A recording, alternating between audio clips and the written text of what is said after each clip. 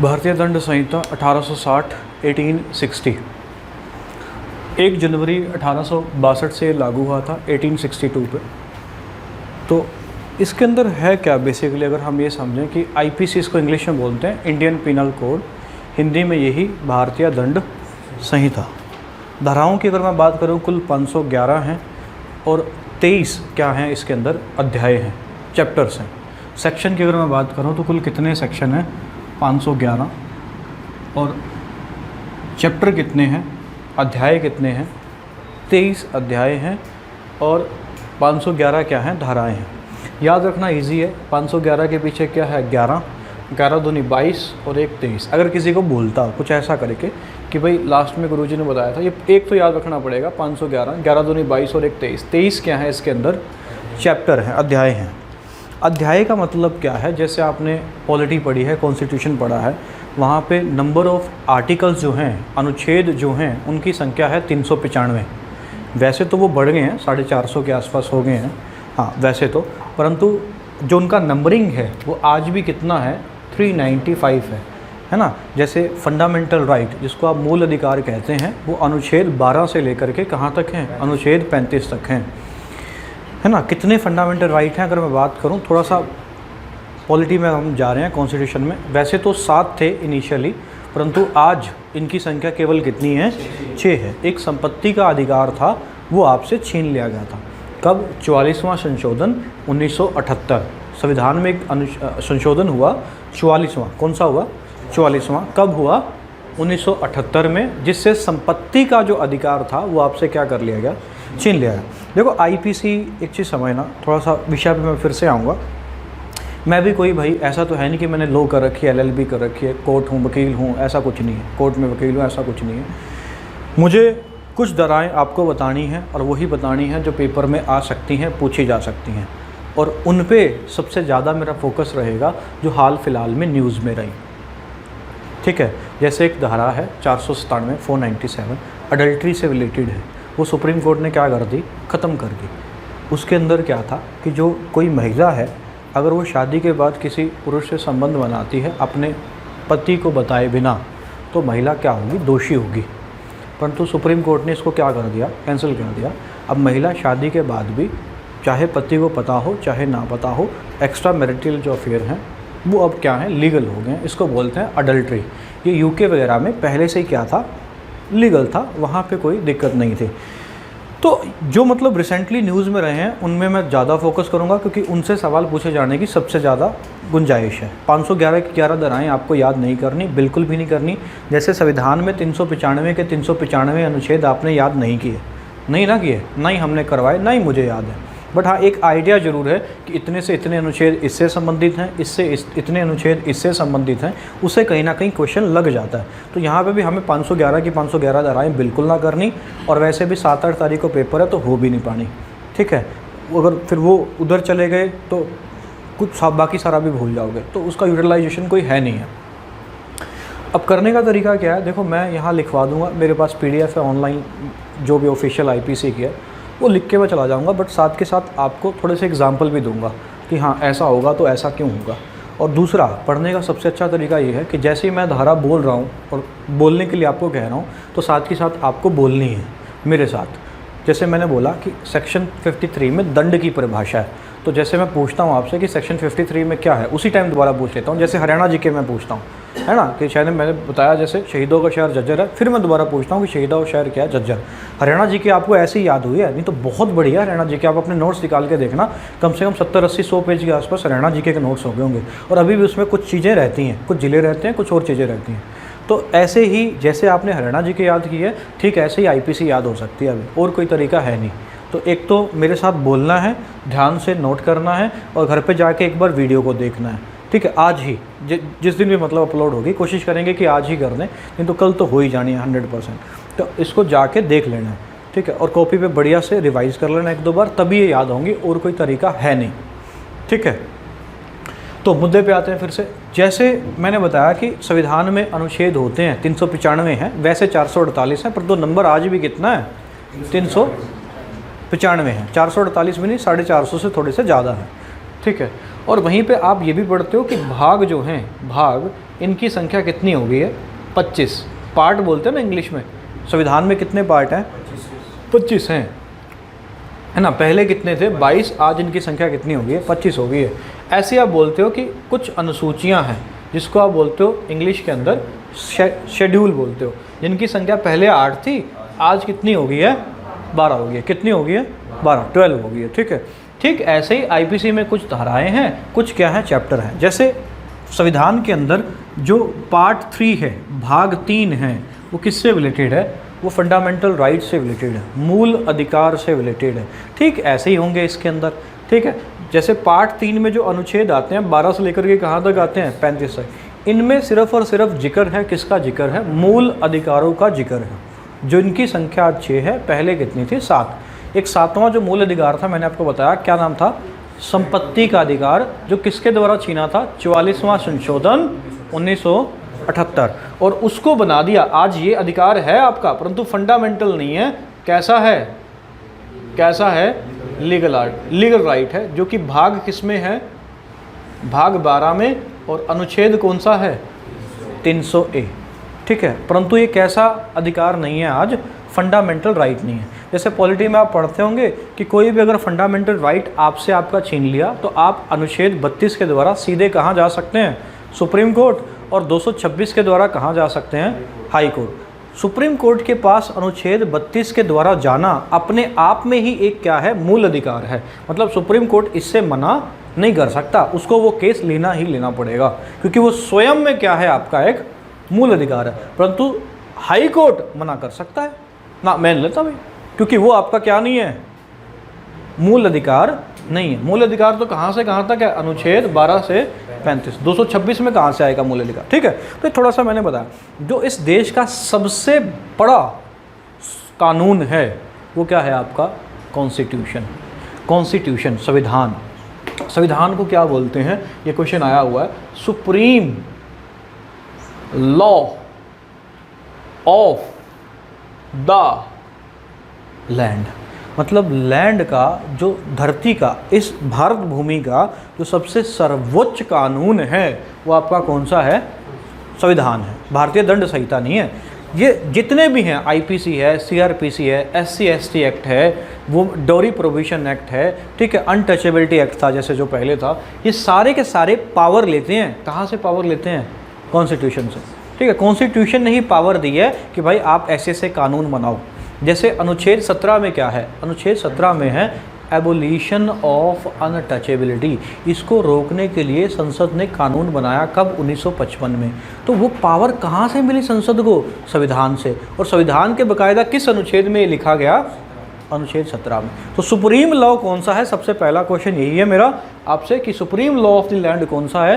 Constitution. Constitution से ऊपर कोई भी कानून नहीं है। बाकी भी छोटे मोटे जितने भी कानून हैं, हर इंपॉर्टेंट है अपने आप में, परंतु ये सारे सारे अथॉरिटी, पावर कहाँ से लेते हैं? कॉन्स्टिट्यूशन से। Supreme law of the constitution, land है ना, supreme law of the land, that is constitution. देखो धाराओं पे आएंगे, ये यूट्यूब पे क्या है, ये जो पढ़ा रखे हैं बड़े बड़े फेमस टीचर, आते ही लपेटते ही धारा नंबर 23, धारा नंबर 24 में ये लिखा हुआ है, कोई एग्जाम्पल नहीं, कोई कुछ नहीं, बच्चे को बड़ा बोरिंग लगता है, याद होती नहीं। तो ऐसे नहीं मैं पढ़ाऊंगा। ये तो भाई पीडीएफ है मेरे पास, ऑफिशियल है, मेरी भी क्या है, ऑफिशियल साइट से है, जो उनकी साइट है, गवर्नमेंट की साइट है, वो मैं आपको दे दूंगा, पढ़ लेना। उसमें कराने में फिर मेरे कराने में फ़र्क क्या है? समझ रहे हो ना? तभी याद है ना, और ही थारे, क्योंकि वो समझा तो रहा नहीं। ये थोड़ा सा तो अपन थोड़ा सा समझ के चलेंगे चीज़ों में, ठीक है। तो क्या आईपीसी यूपीसी को खास इतना कानून है नहीं, क्यों? क्योंकि सबसे बड़ा कानून अपना कौन सा है? कॉन्स्टिट्यूशन। इसी से पावर लेता है आपका कौन सा? जितने भी कानून हैं सारे के सारे किसके अनुसार हैं? कॉन्स्टिट्यूशन के अनुसार हैं, संविधान के अनुसार हैं, जो कि आपका लागू हुआ था 26 जनवरी 1950 को, परंतु बन के तैयार हो गया था 26 नवंबर 1949 को बन के तैयार हो गया था। लागू क्यों हुआ 26 जनवरी? आपको स्टोरी पता है कि भाई पीछे क्या चला था, कंप्लीट इंडिपेंडेंस डे मनाया गया था 1930 में, वो सारी स्टोरी आपको पता है, वो पॉलिटी का फिर पॉइंट हो जाएगा। अब यहाँ पे हम ये समझते हैं कि भाई कानून क्यों बनाए जाते हैं, लॉ क्यों बनाए जाते हैं। थोड़ा सा मैं बेस बना के चलूँगा भाई, कराने का तरीका मुझे भी पता है, धारा लिख दी 25, आपने नोट कर दी, खुश हो गए, चले गए, पीडीएफ में से देख के लिख दूंगा, मेरा क्या करूँगा। पर समझेंगे हम चीज़ों को, थोड़ा सा इंटरेस्ट बढ़ाएंगे और उसके बाद अपने आप चीज़ें खुलती जाएंगी, याद होती जाएंगी। कानून क्यों बनाते हैं भाई, क्या रीज़न है? को बताएगा? लॉ क्यों बनाया जाता है? लोगों के लिए बनाया जाता है। रीज़न क्या है बनाने का? लोगों के लिए तो बन गया, चलो देश की व्यवस्था को बनाए रखने के लिए, ठीक है भाई।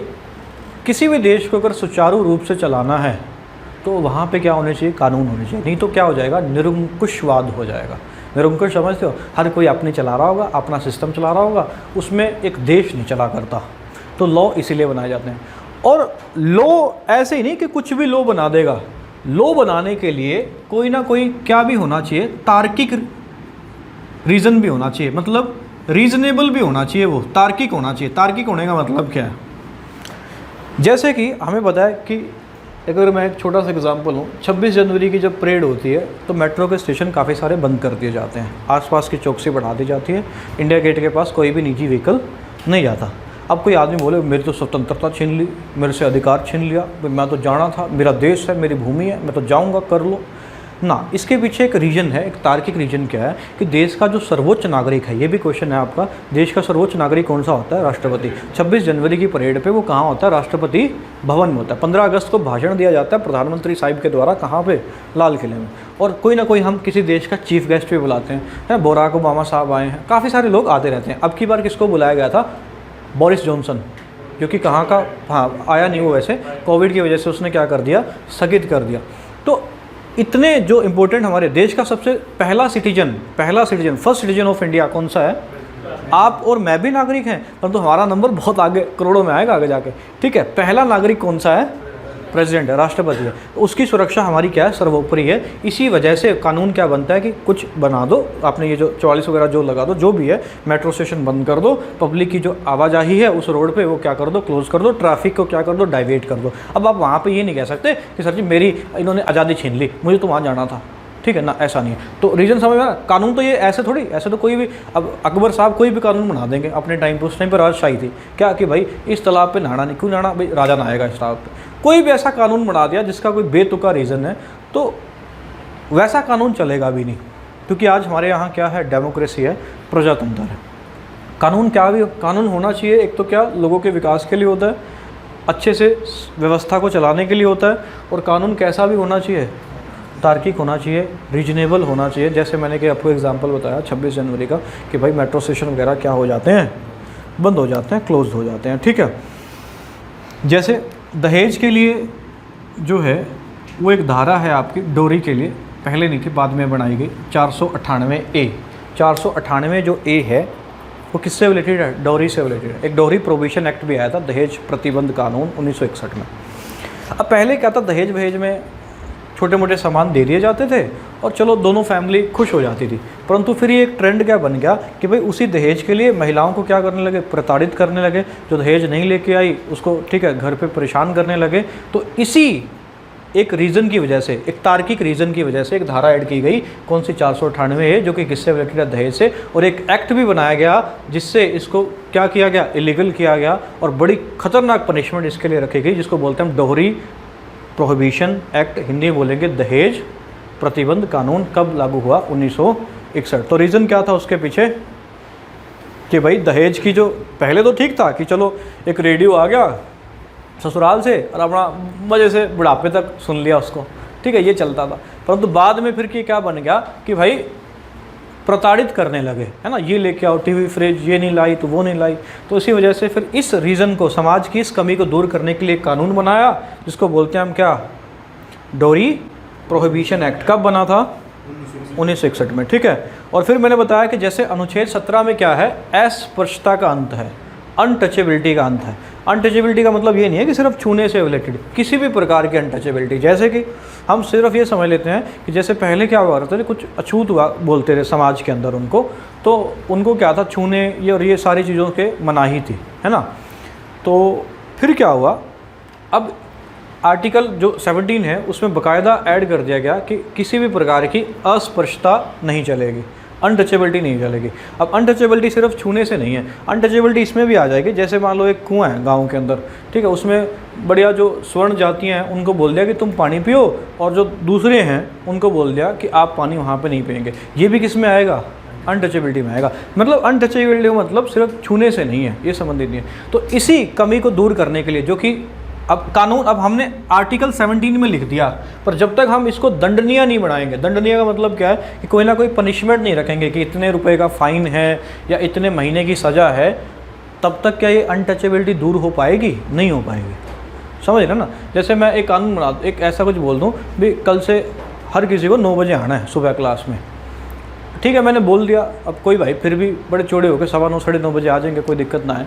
पर जैसे अगले दिन मैं स्ट्रिक्ट लगा दूं कि भाई कोई आएगा तो घुसने नहीं दूंगा क्लास के अंदर, तुरंत उसको पता है कि भाई आने नहीं देना अंदर, वो लेट आएगा तो बाहर ही बैठा रहेगा, क्लास के अंदर नहीं आएगा। सेम ऐसी है, अब संविधान में लिख दिया, जब तक आप उससे रिलेटेड कोई कानून नहीं बनाओगे तो वो सिर्फ पड़ा रह जाएगा अनुच्छेद 17 में कि अनटचेबिलिटी का अंत होना चाहिए, है ना। तो इसी अनटचेबिलिटी को ख़त्म करने के लिए कानून बनाएगा, लिख लेंगे अपनी कॉपी में, 1955 में, 1955 में, और जिसको बोलते हैं untouchability offences act. Untouchability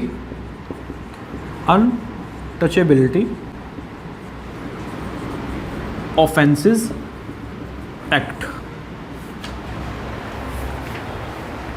2 act बता दिए, एक तो मैंने आपको एक धारा भी बता दी 498, एक और बता दी 497, किससे रिलेटेड है?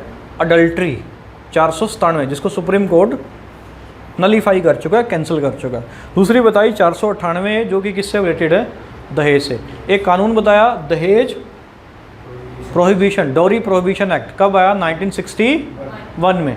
एक बताया अनटचेबिलिटी ऑफेंसेस एक्ट, ठीक है, कब? 1955 में, 1955 के अंदर, ठीक है। और इसी का नाम चेंज कर दिया गया 1976 में जाके 1976 में, और इसका नाम रखा गया, लिखेंगे protection of civil right. Protection of civil right. जैसे विकलांग को विकलांग नहीं बोलते, क्या बोलते हैं? दिव्यांग। मतलब वो शब्द ही हटा दिया, एक डेरोगेटरी जो शब्द था, अनटचेबिलिटी शब्द ही हटा दिया कि भाई जिसको हम विरोध कर रहे हैं वो शब्द ही नहीं रहना चाहिए। इसी वजह से इसका नाम हो गया protection of civil right act, कब? 1976 में। और इसी को फिर आगे मॉडिफाई किया गया और बनाया गया 1989 के अंदर, जिसको हम बोलते हैं SC/ST एक्ट। 1989 के अंदर कौन सा एक्ट? SC/ST एक्ट, ठीक है। और इसका एक और, हाँ ना इसी में मॉडिफिकेशन करते रहे, थोड़े से नाम चेंज कर दिए, ठीक है, ये ख़त्म नहीं हुए, ये वही चलते रहे ना आगे जाके, वही 1918। अब मतलब जो भी SC/ST के अकॉर्डिंग, क्योंकि अनटचेबिलिटी लगभग समाज से ख़त्म हो गया था 90-95 में। अब भी कोई इक्का दुक्का रेयर केस आते हैं, पर ये तो है ही नहीं। पर अभी भी क्या है, SC/ST जो हैं उनसे रिलेटेड मामले आते रहते हैं, कुछ फेक भी होते हैं, ऐसी बात नहीं, कुछ रियल भी होते हैं। तो अब सिर्फ यही रह गया SC/ST एक्ट 1989, क्योंकि अनटचेबिलिटी हमने लगभग क्या कर दी? समाप्त कर दी, ठीक है। तो हाँ, इसका एक और नाम भी है SC/ST एक्ट का, वो भी लिख लेना। वो नाम है, लिखना, प्रिवेंशन ऑफ, प्रिवेंशन का मतलब होता है रोकना, prevention of atrocities act, prevention of atrocities act, prevention of atrocities act, यही इसका नाम है SC/ST एक्ट का 1989। तो जल्दी से मेरे साथ बोलेंगे, डोहरी प्रोहिबिशन कब आया? 61 में। प्रोटेक्शन ऑफ सिविल राइट कब हुआ? 76 में, 76 में। 55 में क्या था? Untouchability offence act. 497 धारा किससे रिलेटेड है? अडल्ट्री, ठीक है, जिसको सुप्रीम कोर्ट ने क्या बोल दिया कि भाई महिला पे कोई रोक टोक ऐसा नहीं है, ठीक है। और यही 1989 में क्या बन गया? SC/ST act. और इसका एक और नाम भी है प्रिवेंशन ऑफ एट्रोसिटीज एक्ट। दहेज से रिलेटेड कौन सी धारा है? 498A, ठीक है। ओके, आगे बढ़ते हैं। तो समझ में आया ना कानून क्यों बनाते हैं फिर भाई? ताकि समाज और शासन को क्या चलाया जा सके? अच्छे तरीके से। और कानून कैसा भी होना चाहिए? तार्किक। ऐसे ही नहीं कि कुछ भी बना दिया, जो मन में आया वो कानून बना दिया। उस कानून को बनाने के पीछे एक क्या भी होना चाहिए? रीजनेबल रीज़न भी होना चाहिए, ठीक है, तार्किक कारण होना चाहिए, ठीक है। चलो आगे बढ़ते हैं अभी। नेक्स्ट क्या है, क्योंकि हम हरियाणा से रिलेटेड पढ़ रहे हैं, तो हरियाणा का अगर कोई केस आएगा कोर्ट में, अगर केस जाएगा, जैसे मान लो कोई एक शेर सिंह है, उसका केस चला गया, तो वो बोला जाएगा शेर सिंह वर्सेस हरियाणा स्टेट। उस केस को हम क्या बोलेंगे? शेर सिंह वर्सेस हरियाणा। अगर क्राइम कहाँ पे हुआ है? हरियाणा में हुआ है, तो उसको बोला जाएगा शेर सिंह वर्सेस क्या, हरियाणा स्टेट। और वो जो कानून जिस पे वो भी, क्योंकि लॉ एंड ऑर्डर जो है, लॉ एंड ऑर्डर वो किस सूची में आता है, राज्य सूची में। पुलिस भी किस सूची में आता है, राज्य सूची में। ठीक है, बताया था ना, जो संविधान का शेड्यूल नंबर क्या है, 7 है, उसमें 3 टाइप की सूचियों की बात है, यूनियन, स्टेट, कंकरेंट। कंकरेंट पे दोनों कानून बना सकते हैं, यूनियन भी और स्टेट भी। अगर दोनों बनाएंगे तो चलेगी किस पे, यूनियन की चलेगी, सेंट्रल गवर्नमेंट की चलेगी, स्टेट की उसमें नहीं चलेगी। तो अगर कोई भी केस इधर आता है हरियाणा में और वो राज्य सूची का केस है, तो भाई उसको क्या लिखा जाएगा, जो भी फला फला नाम है वर्सेस क्या लिखा जाएगा, हरियाणा स्टेट। यूपी में आता है तो यूपी स्टेट, पंजाब में आता है तो पंजाब स्टेट हो जाएगा। ठीक है, बड़ी बेसिक सी बात है, मुझे पता है, पर कभी कभार ये भी पूछ लेता है, तो वो आप ध्यान रखेंगे। ठीक है, क्योंकि लॉ एंड ऑर्डर किसकी जिम्मेवारी है भाई, स्टेट की। ठीक है, पुलिस भी किसके अंडर है, स्टेट के। दिल्ली की पुलिस दिल्ली के अंडर ना होकर किसके अंडर है, सेंटर के अंदर है। ठीक है, आगे बढ़ते हैं। 1689 के अंदर, 1689 के अंदर लिखना, एक पर्सन था जिसका नाम था जॉन लॉक। जॉन लॉक नाम का एक पर्सन था जिसने कहा था, लिखना, जिसने कहा था जीवन का अधिकार, जीवन का अधिकार, स्वतंत्रता, खुशी आदि अधिकारों के लिए, जीवन का अधिकार, स्वतंत्रता, खुशी आदि अधिकारों के लिए आचार संहिता की जरूरत है। आदि अधिकारों के लिए आचार संहिता की जरूरत है।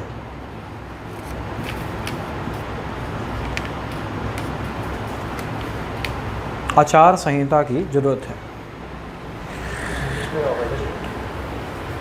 लिख लो यार हिंदी में। ठीक है,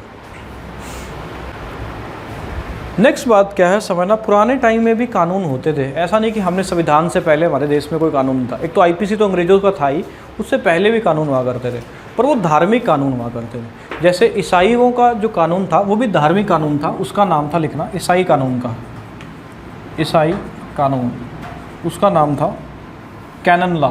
ये पूछ लेता है क्या नाम था, कैनन लॉ। मतलब पहले जो कानून बनते हैं ना, वो धर्म से रिलेटेड बनते थे कि इसने ऐसा कर दिया तो ये है, ऐसा कर दिया तो ये है। ठीक है, तो ईसाई कानून कौन सा है, कैनन लॉ। जैसे आपने पढ़ा होगा मुस्लिम का कौन सा लॉ है, शरिया, शरिया को फॉलो करते हैं, है ना। बाकी हमारे देश में अगर किसी ने कोई क्राइम किया है, अपराध किया है, क्रिमिनल है, तो चाहे वो हिंदू हो, चाहे मुस्लिम हो, चाहे सिख हो, सबके लिए कानून क्या है, सेम है। परंतु जो सिविल कानून है, सिविल का मतलब क्या है कि जैसे शादी से रिलेटेड हैं, ये जो कानून हैं ये अलग अलग हैं, इस पे सेम नहीं है। जैसे हिंदुओं के लिए हिंदू मैरिज एक्ट लगता है, सिखों के लिए क्या लगता है, आनंद मैरिज एक्ट। ठीक है, आनंद, वो लिखवा दूंगा, अब उसकी टेंशन ना लो। तो ईसाई कानून कौन सा था प्राचीन काल में, धार्मिक कानून, जिसका नाम क्या है, कैनन। मुस्लिम के लिए क्या है, लिखना, शरिया, शरिया, शरिया कानून। ऐसे यहूदियों का है, यहूदियों का, यहूदी जिसको ज्यूस कहते हैं, ठीक है, इजराइल देश, हलाखा, हलाखा, हलाला मत लिखना भाई, हलाखा, हलाखा। ठीक है, हिंदुओं के लिए क्या हो जाएगा, हिंदू कानून। ठीक है, हिंदू कानून। अगर मैं हिस्ट्री की थोड़ी सी बात करूं तो सबसे पहले 2500 बीसी के आसपास, मतलब ईस्वी से 2500 साल पहले, एक राजा हुआ करता था, और कहाँ का था, इराक, इराक के सुमेर, इराक के सुमेर, सुमेर में एक राजा है जिसका नाम है, लिखना, उरनमू। उरनमू नाम का एक राजा है 2500 बीसी में, जिसने कोड ऑफ कंडक्ट बनवाया था भाई।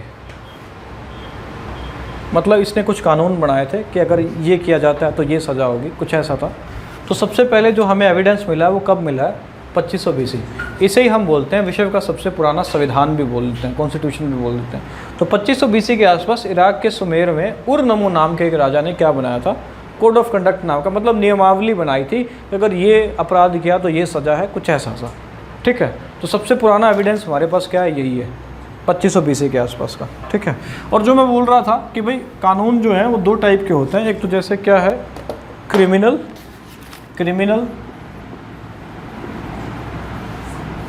लॉ और एक होता है सिविल लॉ।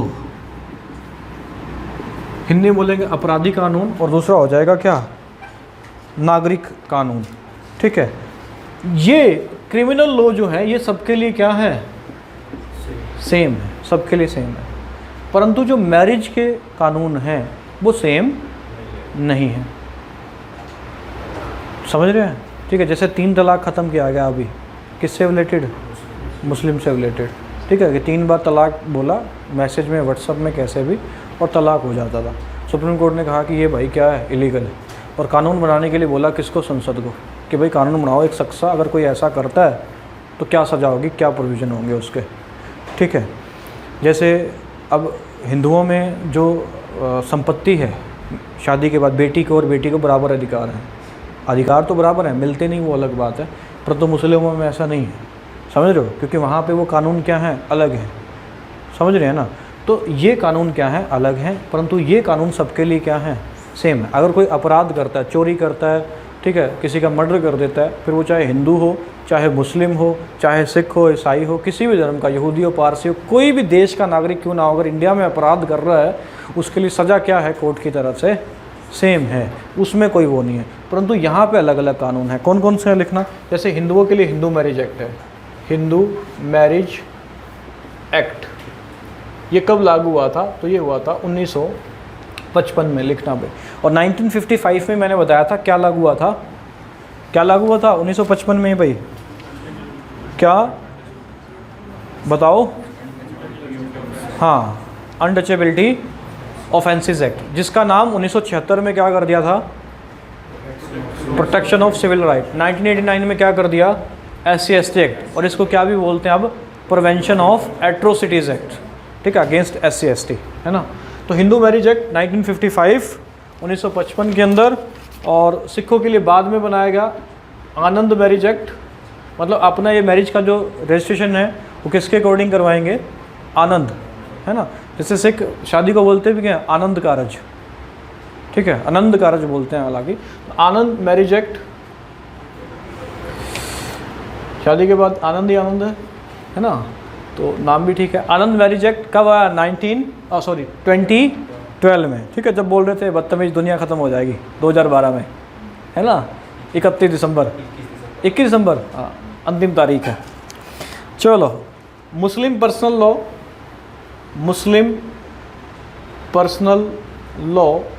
1937, इसको बोलते हैं शरिया, ठीक है, हाँ 1937।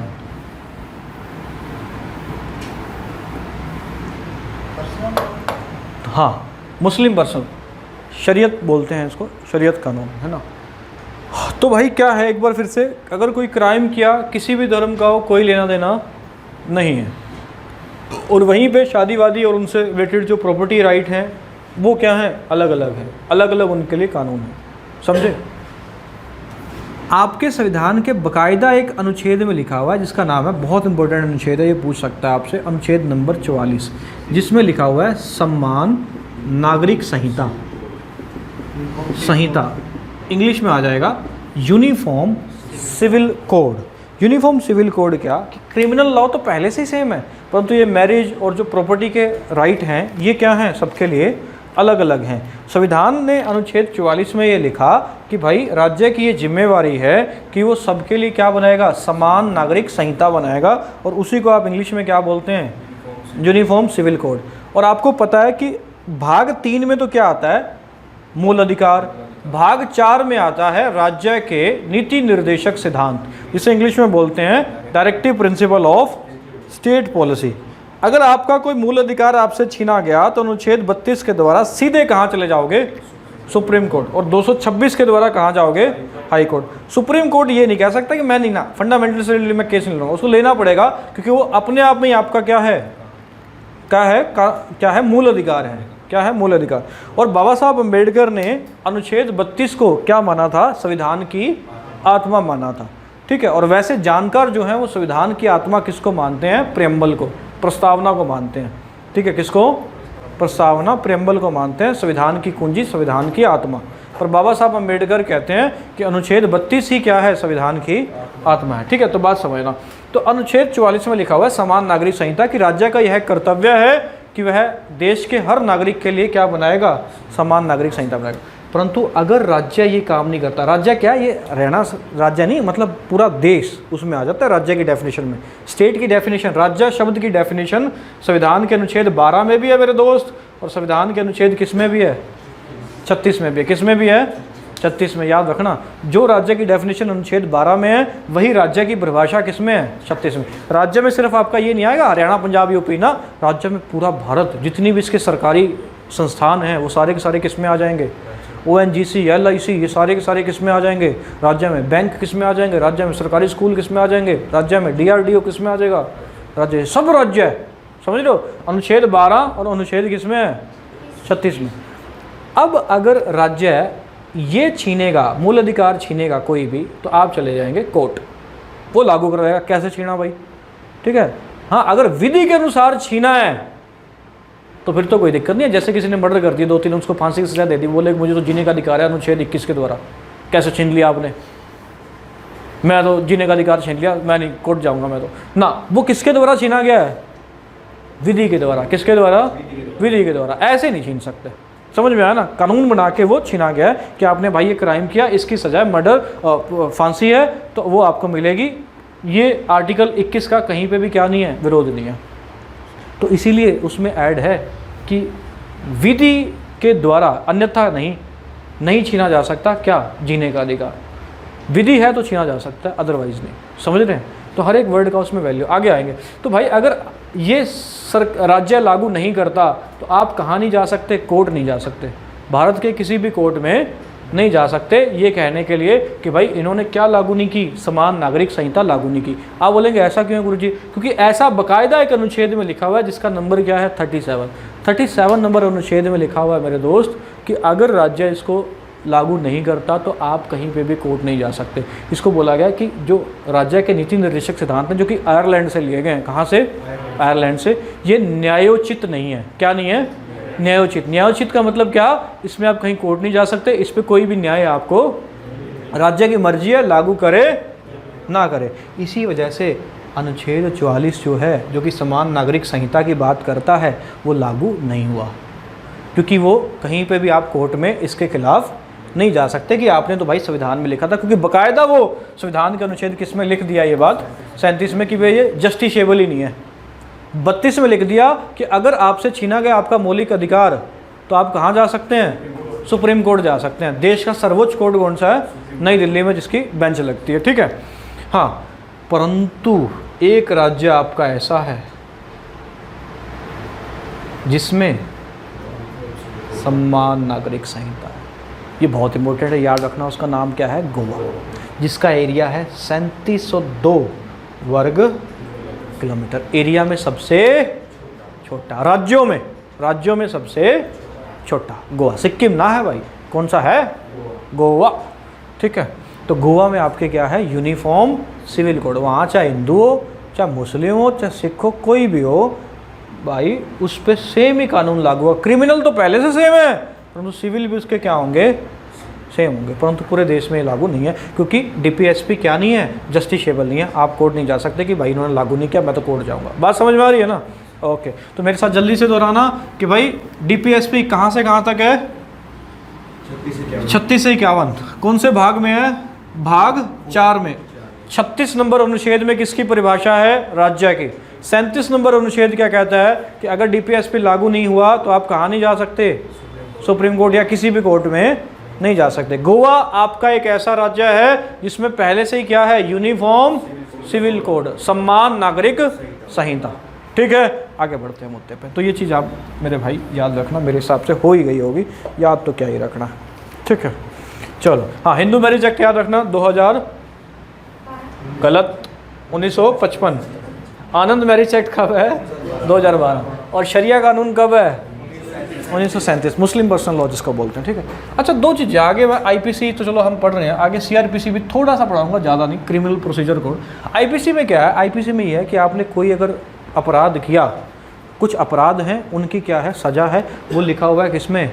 आईपीसी में। सीआरपीसी में क्या है कि किसी ने कोई अपराध किया, पुलिस उसको कैसे पकड़ेगी, कैसे जज के सामने लेकर के जाएगी, ये सारी प्रोसीजर जो है वो आपकी किसमें है? सीआरपीसी में। आईपीसी में आपने कोई किसी को थप्पड़ मार दिया, उसकी भी सज़ा लिखी हुई है किसमें? आईपीसी में। चाकू घोंपा, उसकी भी सज़ा है, ठीक है। हर क्राइम की सज़ा लिख दी किसमें? ऑलमोस्ट आईपीसी में लिख दी। और कुछ और कानून भी हैं, ठीक है, जो अलग से हैं, जैसे डोहरी प्रोहिबिशन एक्ट, उसमें डिटेल में लिख दिया गया कि दहेज के लिए क्या क्या प्रावधान है, ठीक है। लेने के लिए नहीं, ख़त्म करने के लिए उसको, दहेज प्रथा को, है ना। SC/ST एक्ट हो गया, ठीक है, एंड सो ऑन। तो आईपीसी सीआरपीसी में डिफरेंस समझ में आया ना?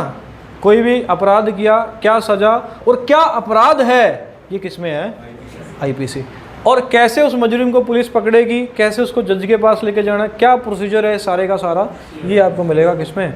सीआरपीसी से बोलते हैं क्रिमिनल प्रोसीजर कोड, ठीक है, क्रिमिनल प्रोसीजर कोड, ठीक है। आगे बढ़ते हैं, चलो थोड़ा सा हम मुद्दे पे आ जाते हैं, भारतीय दंड संहिता पे।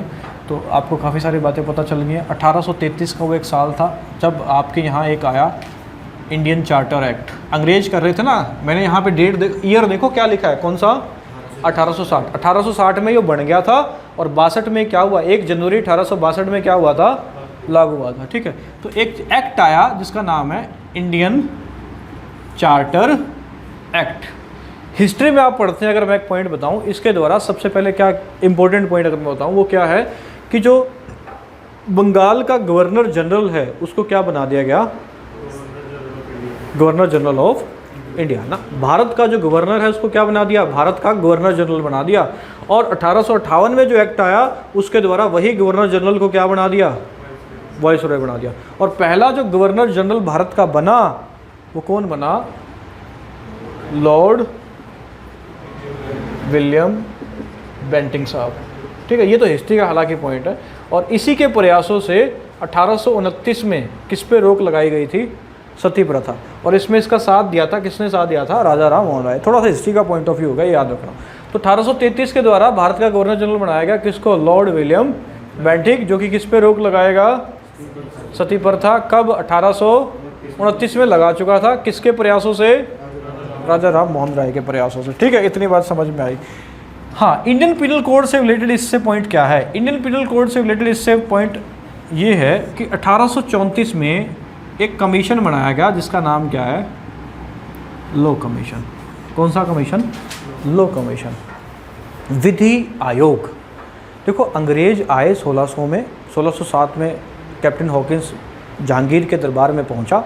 यही अंग्रेज जो कि आए व्यापार करने के लिए थे, कंपनी आई थी ईस्ट इंडिया कंपनी, वही इस देश के मालिक बन बैठे। और सबसे बड़ी सफलता इनको हाथ लगी कब?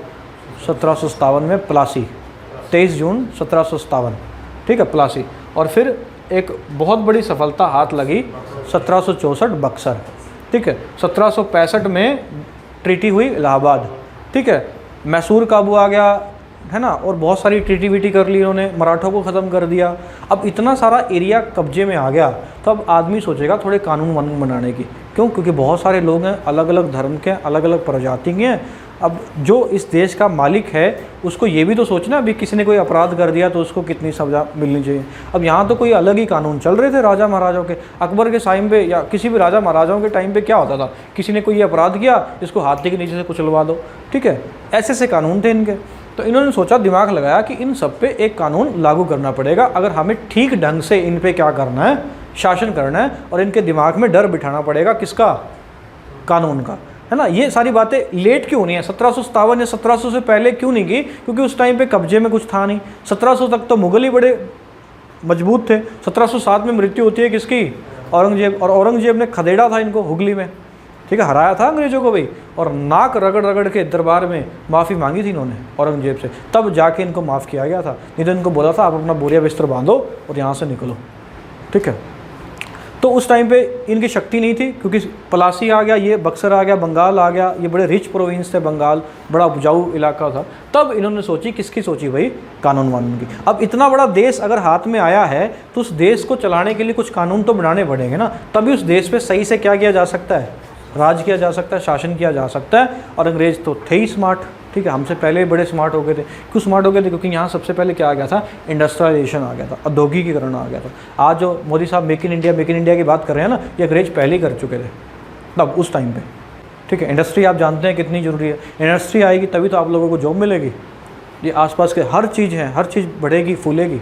क्योंकि मान लो अब यहाँ पे कोई बड़ा सा कंपनी का एक प्लांट लग जाए, आसपास का जितना भी एरिया है ना बहुत बहुत ज़्यादा डेवलप हो जाएगा, हर किसी को रोज़गार मिलेगा। कंपनी होगी, आज कंपनी में एम्प्लॉय काम करेंगे तो साथ में रेडी वेडी या जो भी खाने पीने की चीज़ दुकानें हैं उनका कारोबार फूलेगा, क्योंकि कंपनी में काम करने वाला कुछ तो पैसे कमाएगा और उनकी चीज़ खाएगा, ठीक है। तो हर एक को रोज़गार मिलता है। तो इसलिए आज हम बात करते हैं, किसकी बात करते हैं, इंडस्ट्रियलाइजेशन की बात करते हैं, ठीक है, औद्योगिकीकरण की बात करते हैं। तो अंग्रेज 1834 में क्या बनाएंगे भाई, लॉ कमीशन। तो पूछेगा कि पहला लॉ कमीशन कब बनाया गया, 1834 में। किस चार्टर्ड एक्ट की रिकमेंडेशन के आधार पे, 1833 चार्टर एक्ट। भारत का गवर्नर जनरल, याद रखना, लॉर्ड विलियम बेंटिंक। सती प्रथा पे रोक कब, 1829। किसने सहायता की, राजा राम मोहन राय, बहुत बढ़िया। और भारत का वायसरॉय बना था पहला, जिसका नाम क्या है, लॉर्ड कैनिंग। लॉर्ड कैनिंग, वो आप हिस्ट्री में पढ़ोगे, थोड़ा सा मैंने यहाँ पे आपको बता दिया। तो इसका जो अध्यक्ष बनाया गया, चेयरमैन बनाया गया लॉ कमीशन का, ये फर्स्ट लॉ कमीशन बोलते हैं, फर्स्ट लॉ कमीशन, पहला। आज़ादी के बाद भी लॉ कमीशन बनेंगे, आज़ादी के बाद हम बनाएंगे ना, तो ये पहला लॉ कमीशन है जिसका चेयरमैन है, लिखना, मैकॉले। लॉर्ड, आज ये जो इंग्लिश आप पढ़ रहे हो ना, ये किसकी देन है, मैकॉले साहब की। मैकॉले साहब बोल रहे थे कि जो हायर एजुकेशन और ये जो एजुकेशन है इसका प्रारूप किस में होना चाहिए, इंग्लिश में होना चाहिए, ठीक है। दो थड़े थे, एक तो क्या कह रहा था कि भाई हिंदी में होना चाहिए, इन भारतीय भाषाओं में होना चाहिए, लोकल भाषाओं में होना चाहिए। और एक ये इनका थड़ा था किसका, मैकॉले का। जो आपके राजा राम मोहन राय हैं वो भी किसके पक्षधर थे, मैकॉले साहब के, क्योंकि वो अंग्रेज़ों से खासे प्रभावित थे। कौन, राजा राम मोहन राय, ठीक है। चलिए, तो 1834 में पहला लॉ कमीशन बनेगा, जो कि किसकी नींव रखेगा जाके, आईपीसी, भारतीय दंड संहिता। इसकी नींव यहाँ से शुरू होती है 1834 से, याद रखना। तो 1834 लॉर्ड विलियम बेंटिक, इसमें 3 मेंबर और हैं, वो भी लिख लेना। हालांकि ये पूछने के चांसेस बहुत बहुत बहुत कम है, चेयरमैन ही पूछता है, जिसका नाम है लॉर्ड मैकॉले। और मैकॉले का गुट ही जो था वो चाहता था कि जो पढ़ाई है वो किस में हो, इंग्लिश में हो, ठीक है। परंतु दोनों का एक बीच का रास्ता बनाया गया था कि भाई जो स्कूली शिक्षा है वो तो हिंदी में होगी, आगे जो हायर शिक्षा, हायर एजुकेशन है वो किस में होगी, इंग्लिश में। टेक्निकल किस में होगी, इंग्लिश में होगी। और आज भी ऐसा ही है, बीटेक में फिजिक्स जो है ये किस में है, इंग्लिश में ही चलती है, ठीक है। वही हम प्रारूप आज भी चलाए हुए हैं एज इट इज़, ठीक है। 3 मेंबर कौन से हैं बाकी, ये पूछने के चांसेस कम है, फिर भी एक बार थोड़ा सा दिमाग से हम निकाल लेंगे। एक का नाम है लिखना मैकलॉयड, मैकलॉयड। तीसरा है लिखना एंडरसन, एंडरसन। चौथा है लिखना एफ मिलेट, मिलेट। ये बड़े कम चांस हैं, बट आप अध्यक्ष तो जरूर ही याद रखना, जिसका नाम है लॉर्ड मैकॉले, ठीक है। क्या है, एक बार दोहराना मेरे साथ, मैकॉले चेयरमैन, 1834 पहला लॉ कमीशन किसके द्वारा बनाया गया, 1833 चार्टर एक्ट। बाकी 3 मेंबर बोलो भाई, पीछे नहीं बोल रहे थे हम, क्या है, मैकलॉयड, कौन सा है, एंडरसन, और कौन सा है, एफ मिलेट। भाई 2-3 दिन बाद पेपर है, एक बार मुंह से निकल गए ना, जैसे देखा ऑप्शन में याद आ जाएगा तुरंत। अगर नहीं निकालोगे फिर नहीं आएगा भाई, और कोई तरीका ना है। चलो आगे बढ़ते हैं हमें।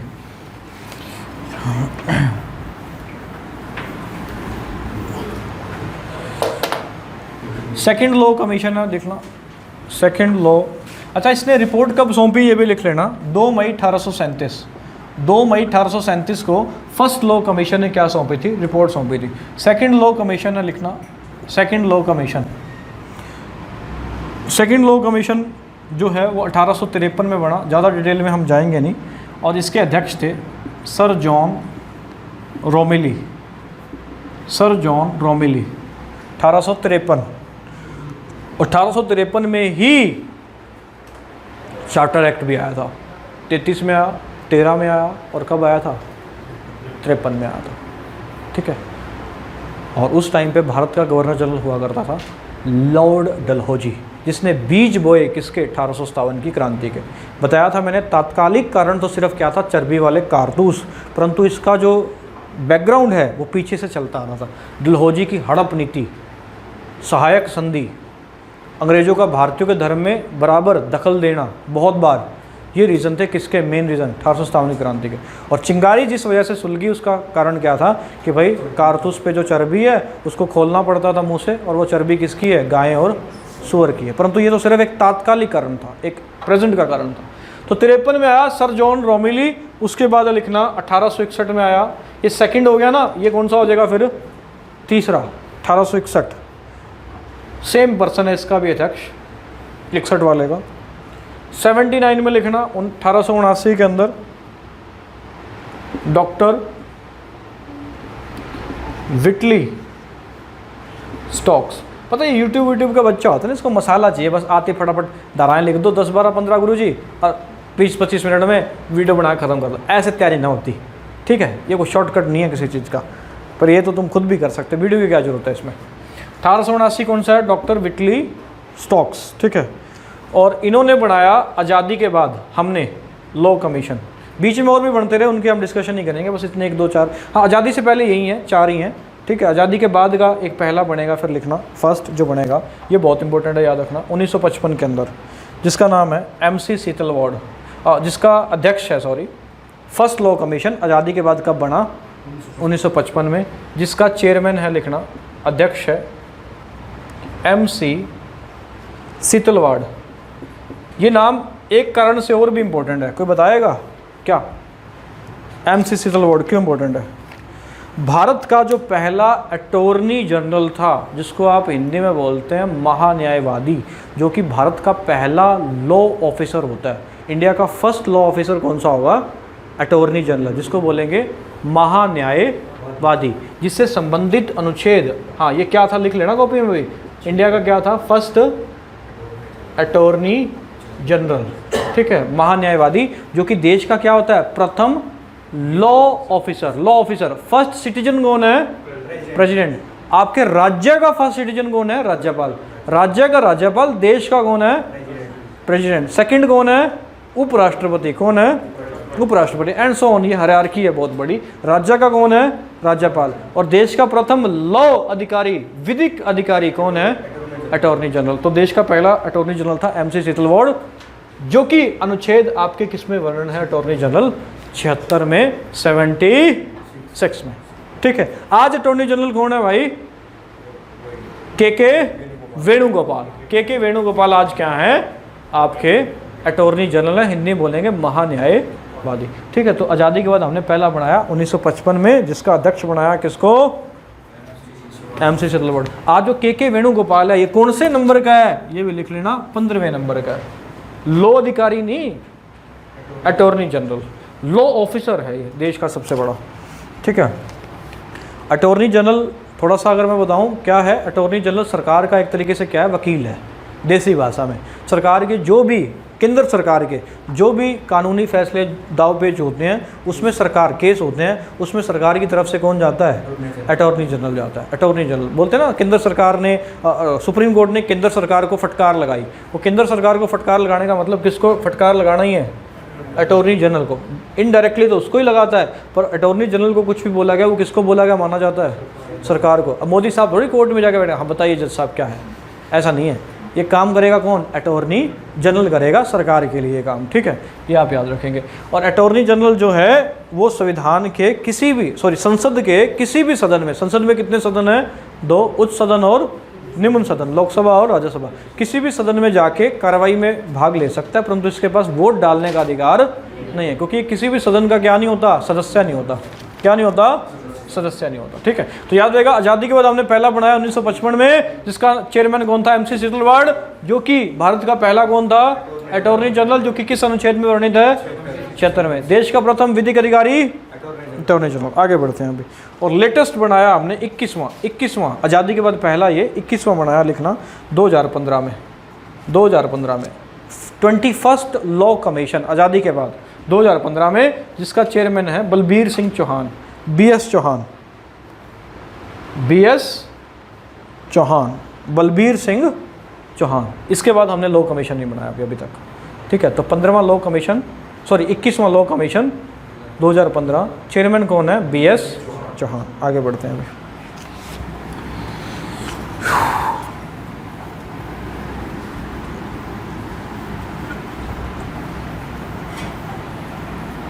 नेक्स्ट पॉइंट है कि भाई ये जो हम बोलते हैं बन के तैयार हुआ था 1860 में, ये बन के तैयार हुआ था, उस डेट का नाम था जब लॉर्ड कैनिंग ने इस पर हस्ताक्षर किए। लॉर्ड कैनिंग ने क्यों किए? क्योंकि रानी का जो सबसे बड़ा नुमाइंदा होता था देश में वो कौन होता था? वाइसरॉय। वाइसरॉय से ऊपर कौन थी? सिर्फ रानी। आपने पढ़ा है ना 1857 की क्रांति के बाद 1858 का भारत शासन अधिनियम आया, जिसमें कंपनी का शासन क्या हो गया? ख़त्म। और किसका शासन हो गया? ताज का शासन। ताज का शासन मतलब क्या? भारत ब्रिटेन की महारानी के अधीन हो गया। महारानी विक्टोरिया थी उस टाइम पे। कौन थी? महारानी विक्टोरिया। 1857 की क्रांति के बाद मैंने आपको बताया था कि देश में क्या लगाए गए? जनता दरबार लगाए गए। और 1860 में पहला जनता दरबार लगा था हरियाणा के कहाँ पे? अम्बाला में। अम्बाला में लगा था, मैंने बताया था, अम्बाला जिले में 1860 में जनता दरबार। बताया था ना कि अंग्रेज़ों को समझ में आ गया कि अगर इन पे शासन करना है तो डंडे से नहीं कर सकते, इनके लिए विकास के काम भी करने पड़ेंगे, इनकी समस्याएं सुननी पड़ेंगी। और इसी खानापूर्ति के लिए 1860 में हरियाणा की बात कर रहा हूँ, कहाँ लगाया गया? अम्बाला। वो देश का पहला नहीं है, ठीक है। 6 अक्टूबर 1860 को ये बन के क्या हो गया था? तैयार। और इस पर किसने हस्ताक्षर किए? Lord Canning. कैनिंग साहब ही क्यों करेंगे? क्योंकि महारानी के बाद देश में सबसे बड़ा अगर कोई है पर्सन तो वो कौन है? अंग्रेजों की तरफ से वायसरॉय। जैसे आज हमारा सबसे बड़ा कौन है? कहने को चाहे कौन है? राष्ट्रपति, ठीक है। चलती नहीं है चाहे उनकी, पर है कौन? राष्ट्रपति है, ठीक है। तो 6 अक्टूबर 1860। और एक्ट नंबर कौन सा था? एक्ट नंबर मतलब क्या है? जैसे हर साल ना कानून पास होते हैं, पहला, दूसरा, तीसरा, चौथा, पाँचवा, ठीक है। हरियाणा में भी ऐसा ही है।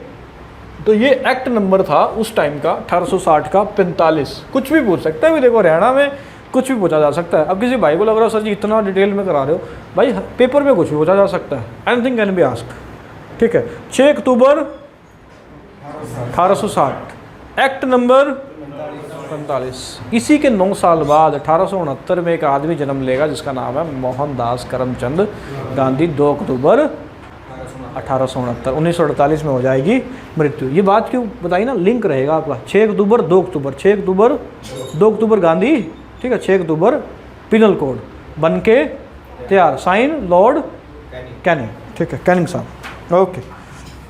लागू कब हुआ था? ये तो मैंने पहले बताया था, जल्दी से बोलना।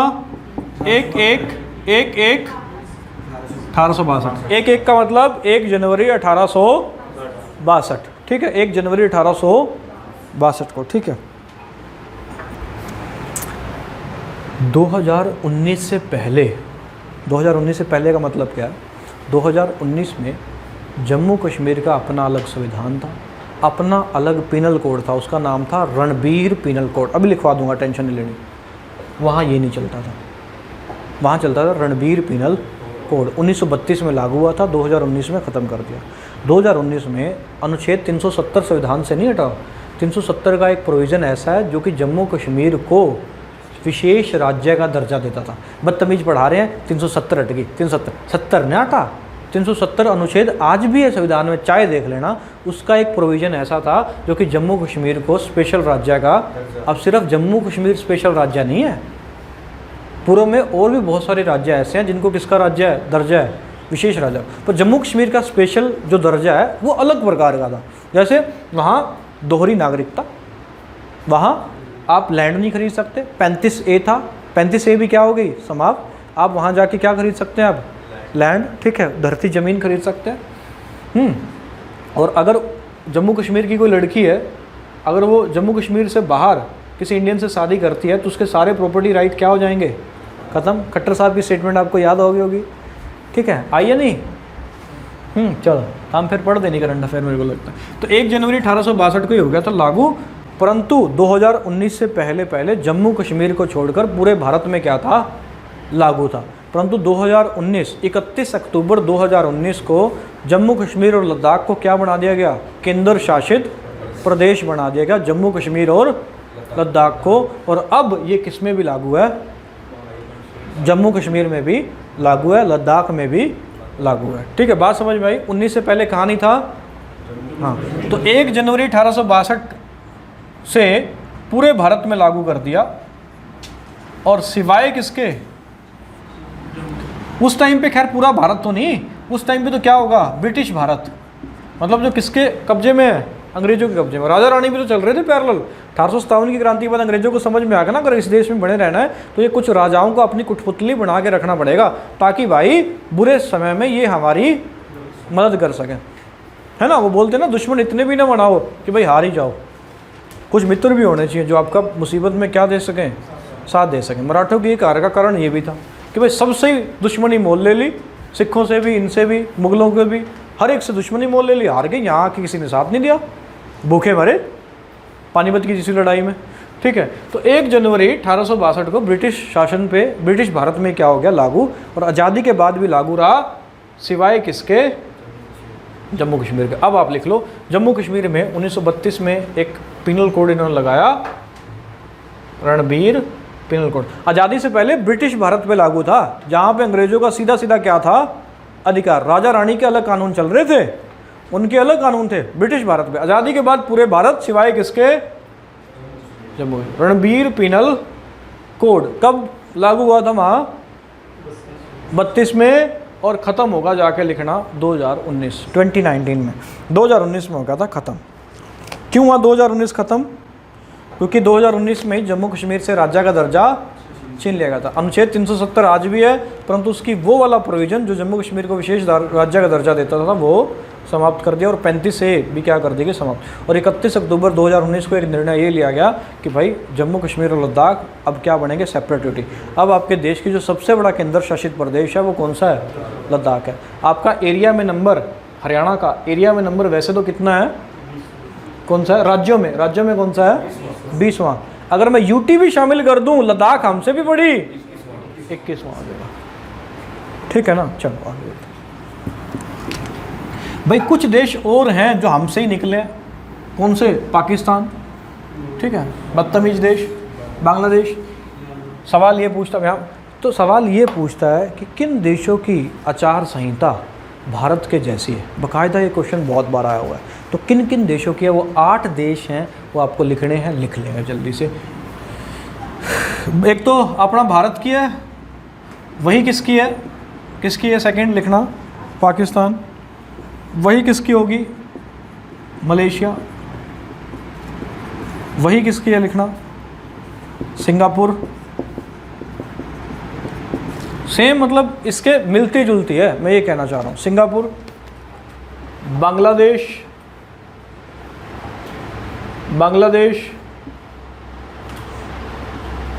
म्यांमार, श्रीलंका जिसका प्राचीन नाम क्या था, शिलोन, बिल्कुल। और 8वां है ब्रुनेई। ब्रुनेई आइलैंड है भाई, एशिया महाद्वीप में ही पड़ता है। ब्रुनेई आइलैंड समझते हो ना, समुद्री, ठीक है, टापू। और राजधानी है इसकी बंदर श्री भगवान, ठीक है, लिखने की जरूरत नहीं है, बस इतना याद रखो। इन 8 देशों की आईपीसी किसके, जो आचार संहिता वो किसके समान मिलती जुलती है, भारतीय दंड संहिता से मिलती जुलती है। कौन कौन से मेरे साथ जल्दी से दोहराएंगे। देखो आसान रखने का तरीका, कुछ देश तो बड़े आसानी से याद हो गए जो हमारे बिल्कुल करीबी हैं। चाइना तो हमारा से कुछ मैच खाता नहीं भाई, उनकी लैंग्वेज क्या कर देता कुछ पता थोड़ी है हमें, उनका कुछ पता ही नहीं। तो क्या कौन कौन सा होगा, इंडिया, पाकिस्तान हमारे जैसे ही लोग हैं, बांग्लादेश तड़ हमारा राम जी गए थे, श्रीलंका तो वही कानून वहाँ चल रहा होगा। ये 4 तो बड़े आसान है याद रखने। कौन से, फिर से, इंडिया, पाकिस्तान, बांग्लादेश, श्रीलंका, ठीक है। उसके बाद थोड़े से देख लो, सिंगापुर, मलेशिया, ठीक है, 6 हो गए। 7वां Myanmar, Singapore, Malaysia, Myanmar, M नाम से 2 हैं, है ना, मलेशिया, म्यांमार और सिंगापुर। और लास्ट कौन सा है, ब्रुनेई, ठीक है। ब्रुनेई एक आइलैंड है एशिया महाद्वीप का। तो एक बार फिर से लास्ट 4 तो बड़े आसान, मेरे साथ दोहराएंगे, इंडिया, पाकिस्तान, बांग्लादेश, श्रीलंका। एम से 2 थे, म्यांमार, मलेशिया, 6 हो गए। 7वां सिंगापुर, 8वां ब्रुनेई क्या है, एक आइलैंड, कौन से महाद्वीप में है, एशिया महाद्वीप में। बहुत बढ़िया। इन 8 की जो आईपीसी है, जो 4 संहिता कानून है जो उनके, वो किससे मिलते जुलते हैं, इंडिया से ही मिलते जुलते हैं। रणबीर पिनल कोड कहाँ था, जम्मू कश्मीर में। कब लागू हुआ, 1932 में, ठीक, 32 में। और कब ख़त्म हुआ, 19 में। ख़त्म होने का कारण जम्मू कश्मीर और लद्दाख को अलग यूटी बनाए जाना, और जम्मू कश्मीर से किसका दर्जा छीनना, विशेष राज्य, जो कि कौन सा अनुच्छेद देता था? 370। 370 आज भी आपके कहाँ है? संविधान में है, परंतु उसका वो वाला प्रोविज़न जो था, जो जम्मू कश्मीर को विशेष राज्य का दर्जा देता था, तो वो क्या हुआ?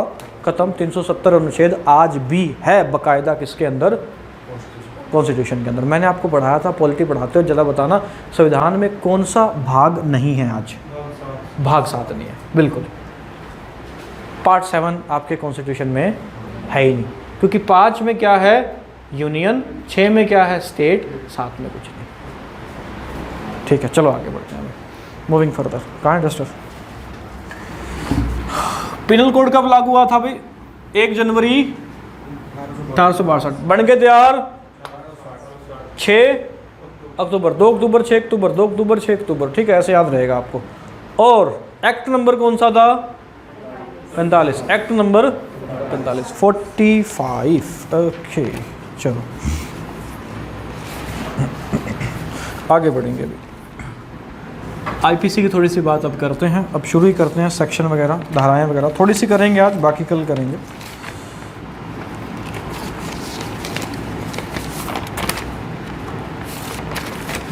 हाँ, आज़ादी के बाद पहला लॉ कमीशन कब बनाया हमने?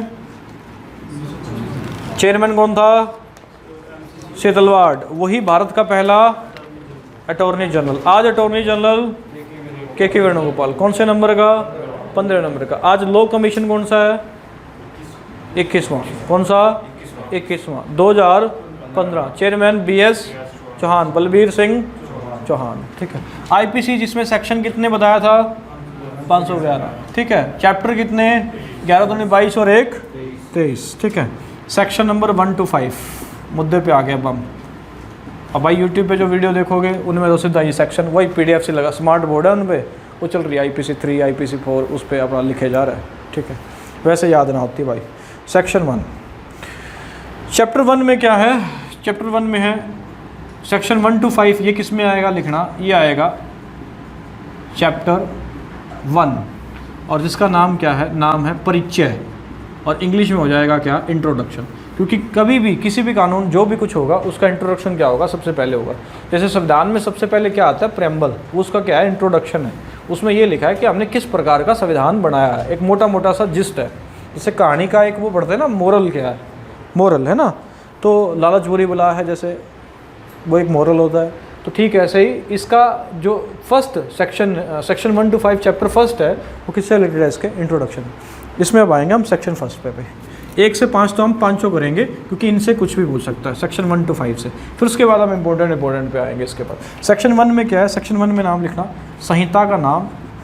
संहिता का नाम, संहिता मतलब कोड का नाम। नाम क्या है? Indian penal code. वह उसके परिवर्तन का विस्तार। परिवर्तन का विस्तार मतलब एक तो इसमें अपना जो कोड है उसका नाम क्या है? पीनल कोड, और वो कहाँ कहाँ लागू होगा वो दिया हुआ है किसमें? सेक्शन 1 में। इसमें पहले क्या लिखा होगा? एक्सेप्ट जम्मू कश्मीर, क्योंकि जम्मू कश्मीर में 1932 में क्या बना दिया गया था? Ranbir penal code. ख़त्म कब किया गया था? 2019 में। ठीक है, तो एक से रिलेटेड क्या है? ये है। और लागू कहाँ होगा? है क्या? हाँ, इंग्लिश में भी है कि नेम ऑफ कोड। ठीक है, हिंदी में चल दे दो, लिखने दो, PDF इंग्लिश में मिल जाएगी। ठीक, कौन सा? परिवर्तन। हाँ, ये लिख लो, उसके लागू होने का विस्तार। ठीक है, वही बात है परिवर्तन का मतलब। ठीक है, कहाँ कहाँ मतलब भारत की जितनी भी ज़मीन है, लैंड, वाटर, ठीक है, भारत के ऊपर जो भी आसमान है, ये सारा का सारा क्या है? भारत क्षेत्र है, उसी में सारा का सारा क्या लागू होगा?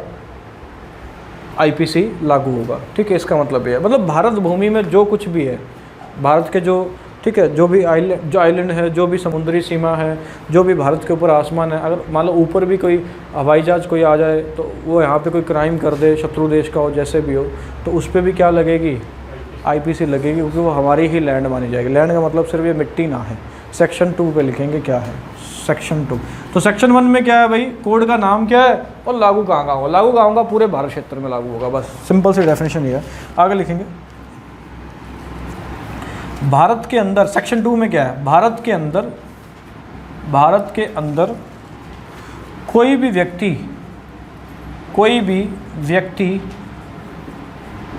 अपराध करता है, भारत के अंदर कोई भी व्यक्ति अपराध करता है, कोई भी व्यक्ति का मतलब अब यहाँ पे क्या है कि वो चाहे भारतीय हो, चाहे वो कौन हो, विदेशी हो, सब पे क्या लागू होगी, आईपीसी लागू होगी। क्या लागू होगी, आईपीसी लागू होगी। ये किस में लिखा हुआ है, सेक्शन 2 में, ठीक है, कि भारत के अंदर कोई भी व्यक्ति अपराध करता है, फिर वो चाहे भारतीय हो चाहे विदेशी हो, वो दंडनीय है और किसके अनुसार सज़ा मिलेगी, आईपीसी इंडियन पिनल कोड के अनुसार सज़ा मिलेगी।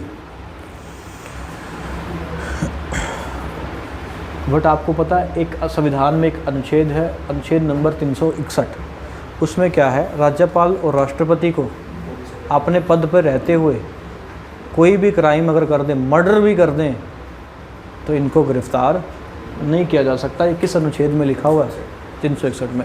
राज्यपाल और राष्ट्रपति को बेसिकली क्या दी गई है, इम्यूनिटी दी गई है कि भाई आप क्राइम को, हाँ, पर अगर ये कोई भी दहेज वहेज ऐसे अपराध करते हैं, इसमें कोई छूट ना भाई, या बहुत सारे टीचर पढ़ाते नहीं, इसमें कोई छूट नहीं है। हाँ, क्राइम अगर करता है, किसी की हत्या मर्डर वर्डर कर दे, जो इस पे जब तक वो अपने पद पे बना हुआ है उसको कोई सज़ा नहीं मिलेगी, गिरफ्तारी भी नहीं होगी। और उसको पद को हटाने के लिए उस पर एक प्रक्रिया चलाई जाएगी जिसका नाम क्या है, महाभियोग, जो कि अनुच्छेद किस में है, 61 में, 61 में, ठीक है। तो 361 राज्यपाल और राष्ट्रपति को क्या देगा, इम्यूनिटी, सिर्फ किस में, क्रिमिनल लॉ के अंदर। अगर पत्नी वत्नी से कुछ गड़बड़ किया, दहेज वहेज ऐसे वैसे कुछ भी, तो पकड़ लिया जाएगा भाई, तब नहीं बख्शेंगे, ठीक है, उसमें कोई बख्शियत नहीं है इनको, ठीक है, हाँ, वहीं लपेट लेंगे भाई। तो भारत के अंदर कोई भी व्यक्ति अपराध करता है, चाहे वो भारतीय हो विदेशी हो, यहाँ पे अगर करेगा, ऐसे नहीं कोई अमेरिकी आ गया यहाँ पे मर्डर कर दिया, नहीं मैं तो अमेरिका मेरे को भेजो, ठीक है, मैं उसी के अनुसार सज़ा मिलेगी ना, इसको सज़ा मिलेगी किसके द्वारा, आईपीसी के द्वारा, इंडियन पिनल कोड के द्वारा, और यहीं पे मिलेगी, इंडिया में ही मिलेगी, ठीक है। परंतु एक केस क्या हुआ, समझना, बड़ा इंटरेस्टिंग केस है, और वो केस है 1957 का, लिख लेना अभी, 1957, Mubarak Ali versus state of Bombay.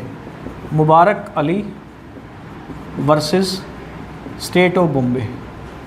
मैंने बोला ना, जहाँ पे अपराध होगा वो वाली स्टेट आएगी। आज तो महाराष्ट्र है, उस टाइम पे क्या बोलते थे, बॉम्बे ही बोलते थे। और उसी बॉम्बे से क्या अलग हुआ, गुजरात, कब, 1960 में ही, 1960 में, ठीक है।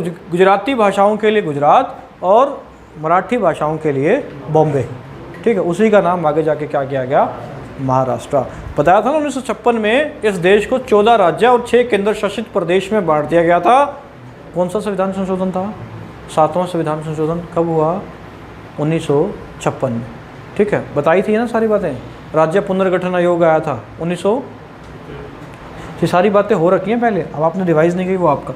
तो 1957 में केस हुआ, Mubarak Ali versus state of Punjab. Bombay का एक व्यापारी था, उसको चाहिए थे चावल, पंजाब से हम पाकिस्तान हमसे नया नया अलग हुआ था, तो लोगों की मित्रता थी, ठीक ठाक थी, बना हुआ था सौहार्द उस टाइम पे। तो पाकिस्तान में बैठा हुआ एक व्यक्ति, उससे चावल मंगवाए, किस व्यक्ति ने, बॉम्बे के व्यक्ति ने। इसने एडवांस में पेमेंट ले ली 5 लाख रुपए, उस टाइम पे 5-6 लाख रुपए बहुत हुआ करते थे, परंतु बदले में क्या नहीं भेजे भाई, चावल ना भेजे, ठग था, ठीक है, ना भेजे, पाकिस्तानी है भाई, कुछ भी करेगा। अब वो तो बैठा है कहाँ, पाकिस्तान बैठा है। अब पाकिस्तान पे हम, ऐसा तो है नहीं कि उनकी सरकार के बिना किसी भी व्यक्ति को उठा लेंगे, ऐसा तो है नहीं। ये सीधा सीधा क्या माना जाएगा, अटैक माना जाएगा, ऐसा तो कर नहीं सकते ना। हमारे बड़े बड़े ये जो आतंकवादी हैं जिन्होंने मुंबई अटैक में भाग लिया, हाफिज़ सईद जैसे, वो पाकिस्तान में क्या है, खुलेआम घूम रहे हैं, ऐसा तो है नहीं अमेरिका की तरह हम जाके भाई उठा लेंगे। वो तो लादेन को मार दिया, ठीक है, और ऐसे ऐसे हेलीकॉप्टर है जो उनके रडार में भी नहीं आए, नहीं तो पाकिस्तानी जो एयरफोर्स है उन पर अटैक भी कर देती, क्योंकि वो कहीं ना कहीं उन्हीं की बाउंड्री में आ रहा है ना, तो उनके रडार में नहीं आ रहे। तो चलो ठीक बात है, अभी मंगवा लिए चावल, हम शांत बैठ के भी अटैक नहीं किया हमने, कोई बात नहीं, अब इतनी सी बात पे क्या अटैक करें। अब ये भाई साहब जो है, पाकिस्तान का जो बंदा है, ये चला गया यूके घूमने फिरने के, भाई पैसे आ गए, अब देखते हैं यूके मज़े करेंगे। अब यूके के साथ ना हमारी एक प्रत्यार्पण संधि है। प्रत्यार्पण संधि का मतलब क्या है कि भाई अगर कोई हमारा क्रिमिनल जाके यूके चला जाए तो यूके उसको हमें वापस लौटाएगा। ऐसे ही अगर यूके कोई क्रिमिनल हमारे यहाँ आ गया, हम उसको वापस किसको लौटाएंगे। बट ये बड़ा हार्श देख बड़ा लेंथी प्रोसीजर है। यूके इतनी हमारी मदद करता नहीं, कहने की संधि है एक तरीके से, क्योंकि अभी भी वहाँ पे कौन बैठा हुआ है, विजय माल्या साहब। बोलते हैं ना, आपने पेपर में पढ़ा होगा, प्रत्यार्पण संधि के तहत विजय माल्या को क्या लाया जाएगा, भारत। कब आएंगे पता नहीं, यूके कब डिसीजन लेगा भी नो। नीरव मोदी वगैरह ये सारे कहाँ बैठे हुए हैं अपना यूके के अंदर। तो चलो उस टाइम पे हमारे इनके साथ रिलेशन थोड़े अच्छे से जैसे मर्जी लगा लो, क्योंकि ये कोई खास आदमी इतना है नहीं। तो यूके ने वो कहाँ ट्रांसपोर्ट कर दिया, बॉम्बे, इंडिया में। पकड़ो भाई अपना आदमी, ये आपका बंदा पकड़ो। अब ये बंदे ने अपना, क्योंकि हमारा कानून सबके लिए बराबर है, फिर वो चाहे कोई भी हो, हमने इसको वकील वगैरह हर सारी सुविधाएं दी। इवन कसाब को भी ये सारी सुविधाएं दी गई थी, बावजूद उसके कि उसने इतना घिनौना अपराध किया, छोटे छोटे बच्चों तक को मारा, 2-4 साल के बच्चों को। तो इसके वकील ने फिर जज साहब के सामने एक बात की कि भाई ये जो क्राइम हुआ है ये तो कहाँ हुआ है, पाकिस्तान में हुआ है, और आपका सेक्शन 2 कहता है कि भारत के अंदर। तो ये कैसे, ये तो मैंने पाकिस्तान में किया है ना, आप कैसे मेरे पे आईपीसी लगा सकते हैं। तो फिर कोर्ट ने कहा कि नहीं भाई, ये जो क्राइम जो भी हुआ है ये संबंधित किससे है, भारत से ही संबंधित है, भारत के व्यक्ति से संबंधित है। चाहे एक आपने कहाँ किया, बैठ के पाकिस्तान में किया है, आपको सज़ा जो मिलेगी वो किसके अनुसार मिलेगी, आईपीसी, भारतीय दंड संहिता के अनुसार ही मिलेगी। बात समझ में आई ना। चलो आगे बढ़ते हैं भाई। तो Mubarak Ali versus state of Bombay. State of Bombay क्यों आया, क्योंकि उस टाइम पे क्या नहीं था, महाराष्ट्र नहीं था। मैंने बताया कोई भी केस जिस स्टेट में होगा उसी का आएगा, state of Haryana, state of UP में, अगर यूपी में होता तो। आगे बढ़ते हैं। धारा प्रत्यार्पण संधि है हमारी किसके साथ, यूके। कब हुई थी ये भी लिख लेना, 1992 में भी। हालांकि इतनी मदद हमारी यूके करता नहीं। धारा 3 लिखेंगे, सेक्शन 3।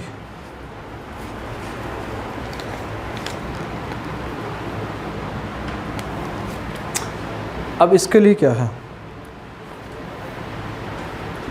आउटसाइड इंडिया, भारत के बाहर अगर कोई क्राइम होता है, फिर वो चाहे इंडियन करे या क्या करे, विदेशी करे, अगर वो संबंधित है, किससे संबंधित है, भारत से, तो उसको भी सज़ा किसके अनुसार मिलेगी, आईपीसी। अब मान लो पाकिस्तान में कोई क्राइम हो जाए, पाकिस्तान सरकार पे निर्भर करता है कि वो हमें अपराधी दे या ना दे। मतलब ये धारा तभी लागू होगी जब उस देश के साथ हमारे संबंध क्या हैं, अच्छे संबंध हैं। अगर अच्छे संबंध नहीं है तो ये धारा लागू ही नहीं होगी।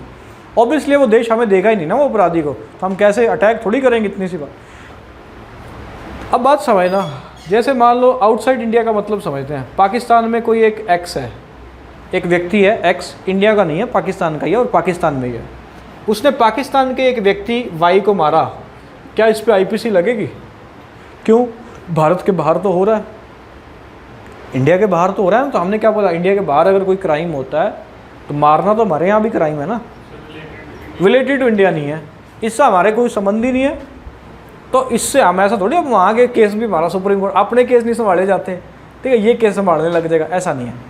अब एक केस क्या है मान समझना, इंडिया का एक व्यक्ति, एक रामू, इसने पाकिस्तान के एक एक्स से फ़ोन पे बात की, और पाकिस्तान का एक एक्स था और एक पाकिस्तान का था वाई। इनका आपस में कोई चक्कर वक्कर जैसे भी झगड़ा वगड़ा चल रहा था, और एक्स ने भारतीय को फ़ोन मिलाया कि भाई ऐसा ऐसा करके वाई के साथ पंगा है, क्या किया जाए। भारत ने कहा भाई उड़ा दे, निपटा दे इसको, चाकू मार दे और निपटा दे। अब इसने इसको क्या किया, उकसा दिया। अबैटमेंट बोलते हैं इसको, उकसाना, 107 है इससे रिलेटेड, हम आगे पढ़ेंगे, उकसाने वाली धाराएँ हैं वो। अब इस इंडियन पे भी क्या लगेगा, आईपीसी लगेगा भाई, चाहे क्राइम कहाँ हुआ है, पाकिस्तान में जाके हुआ है। अब इंडिया का बंदा अगर पाकिस्तान में जाके कोई क्राइम कराए, चाहे इंडिया में बैठ के, चाहे पाकिस्तान, चाहे नेपाल में जाके, उस पर भी क्या लगेगा, आईपीसी। ये मतलब है किसका, धारा 3 का। धारा 2 में क्या है, भारत के भीतर कोई विदेशी हो, कोई भी हो, अपराध करेगा तो आईपीसी लगेगा, अगर इंडिया के भीतर है। 3 क्या कहता है, भारत के बाहर अगर क्राइम होता है और वो संबंधित किससे है, भारत से, तो सज़ा किसके अनुसार मिलेगी, आईपीसी के अनुसार मिलेगी। इसमें कोई कोताही नहीं बरतेंगे, ठीक है। 2 और करते हैं, फिर आज की क्लास करेंगे ख़त्म।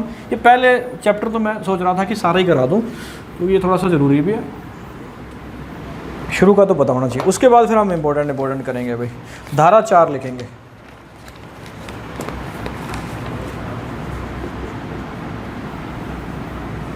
सेक्शन 4। सेक्शन 4 क्या कहता है, इसमें भी यही दिया हुआ है कि भारत के बाहर अगर कोई क्राइम होता है तो उसमें भी अगर वो भारत से संबंधित है तो दोषी किसके अनुसार होगा, आईपीसी के अनुसार। आप बोलेंगे फिर सेम बात है तो 3 और 4 क्यों बनाएगा? इसमें थोड़ा सा और एक्स्ट्रा एक्सप्लेनेशन है और अतिरिक्त व्याख्या है। और अतिरिक्त व्याख्या की अगर मैं बात करूं तो ये है कि अगर कोई भारत में रजिस्टर्ड, बाकायदा लिखा हुआ है, भारत में रजिस्टर्ड एयरक्राफ्ट है, एयरक्राफ्ट या शिप है और वो कहीं पे भी है, चाहे मतलब ये भी भारत के बाहर वो भी भारत के बाहर, पर इसमें क्या है अतिरिक्त व्याख्या है। अतिरिक्त व्याख्या क्या कि भारत के बाहर अगर कोई इंडिया का रजिस्टर्ड एयरक्राफ्ट या शिप है उस पर अगर कोई क्राइम होता है तो सज़ा किसके अनुसार मिलेगी? आईपीसी के अनुसार मिलेगी। अगला क्या है, अब देखो जब संविधान आईपीसी लागू हुआ था तो उस टाइम पे कंप्यूटर वगैरह तो था नहीं, तो उस टाइम ये हैकिंग वगैरह होता नहीं था। आजकल हैकिंग बड़ी ज़्यादा है, ठीक है, क्योंकि आजकल हम टेक्नोलॉजी से कनेक्टेड हो गए हैं। तो फिर इसमें आगे जाके 2009 के अंतर्गत एक ऐड किया गया ये बात कि अगर कोई भारत के बाहर बैठा व्यक्ति, मान लो अमेरिका, पाकिस्तान, चाइना, भारत के किसी कंप्यूटर में या किसी सरकारी उसमें हैक कर लेता है सॉफ्टवेयर में, तो वो भी दोषी होगा किसके अनुसार? पर ये भी धारा 3 और धारा 4 जो है ना, ये तभी इफ़ेक्टिव रूप से लागू होती हैं जब उस देश के साथ हमारे संबंध क्या हों? अच्छे हों। अब चाइना हमें क्यों देगा? चाइना तो बोला करो करो, हैक करो, मोदी साहब का करो, इनका करो, हम देखेंगे क्या है। तो ये तभी इफेक्टिव रूप से लागू होती हैं जब उस देश के साथ हमारे संबंध क्या हैं? अच्छे हैं। तो बात समझे, इसमें ये बातें लिखी हुई हैं किसमें? धारा 4 के अंदर। तो 3 में क्या है? भारत के बाहर अगर संबंधित है किससे? भारत से, आईपीसी। धारा 4 फिर से वही बात, पर थोड़ी सी एक्स्ट्रा एक्सप्लेनेशन। क्या अगर भारत में कोई रजिस्टर्ड शिप है, एयरक्राफ्ट है, अगर वो अमेरिका में है, चाइना में है, कहीं पे भी है, उस पर अगर क्राइम होता है तो वो भी दोषी किसके तहत? आईपीसी। और अगर कोई भारत से बाहर बैठकर व्यक्ति कंप्यूटर की हैकिंग कर लेता है, सॉफ्टवेयर गवर्नमेंट की हैकिंग कर लेता है, तो वो भी क्या है? दोषी। और ये बाद में क्यों ऐड हुआ? क्योंकि उस टाइम पे पुराने ज़माने में कंप्यूटर वगैरह था ही नहीं, हैकिंग वगैरह होती नहीं थी। आज तो धड़ल्ले से हो रही है। और लास्ट है अपनी धारा नंबर 5, लिख लेंगे जल्दी से। धारा नंबर 5 क्या कहती है? तो धारा नंबर 5 ये कहती है अगर कुछ अलग से कानून बने हुए हैं, अलग से कानून जैसे मैंने बताया था prevention of untouchability offence act. Untouchability offence act जो था 1955, 1976 में उसको क्या कर दिया गया? Protection of civil right. 89 में कर दिया गया SC ST एक्ट, और इसका एक और नाम भी है प्रिवेंशन ऑफ एट्रोसिटी एक्ट। ठीक है, जैसे एक एक्ट है अफस्पा, ये इंपॉर्टेंट है, थोड़ा सा ये भी लिख लेना। अफस्पा, अफस्पा जो आर्मी वाले उनको तो पता होता है। अफस्पा है अभी armed forces special power act. Special power act कब लागू हुआ था? 1958 में, 1958 के अंदर, 1958 के अंदर अफस्पा। अफस्पा, अफस्पा क्या है? आर्म्ड, मेरे साथ बोलना इसकी full form, armed forces special power act 1958। AFSPA क्या है? जैसे जम्मू कश्मीर में अफस्पा लागू है। इसके अंदर क्या है? अगर कोई किसी पे शक है कि ये क्राइम कर सकता है तो आर्मी जाके उसको क्या कर लेती है? गिरफ्तार कर लेती है शक के बिना पे। और अगर लगे कि भाई ये कोई दंगा वंगा कर सकता है, गोली वोली चला सकता है, तो गोली मारने का भी सीधा आर्मी के पास क्या होती है? पावर होती है। किसके अंतर्गत? अफस्पा। इसका मिसयूज़ भी बहुत हुआ है जम्मू कश्मीर के अंदर। अफस्पा के अंदर क्या, जितनी भी आर्म्ड फोर्सेस हैं, अगर किसी क्षेत्र में अफस्पा लगा है तो वहाँ की बहुत सारी पावर किसके हाथ में आ जाती हैं? आर्मी के हाथ में। मतलब लॉ एंड ऑर्डर भी अपने हाथ में कौन ले लेती है? आर्मी ले लेती है। पुलिस की फिर नहीं रहती। हाँ, अगर वो पकड़ेगी तो अफस्पा में बाकायदा ये लिखा हुआ है कि वो किसको सौंपना चाहिए? वो अपराधी को, पुलिस को, क्योंकि law and order ultimately in the last तो किसके हाथ में है? पुलिस के हाथ में है। परंतु इसमें आर्मी को क्या है? बहुत सारी पावर मिल जाती है। किसके अंतर्गत? अफस्पा के अंतर्गत। अफस्पा जो है वो समझ में आया ना? अफस्पा क्या?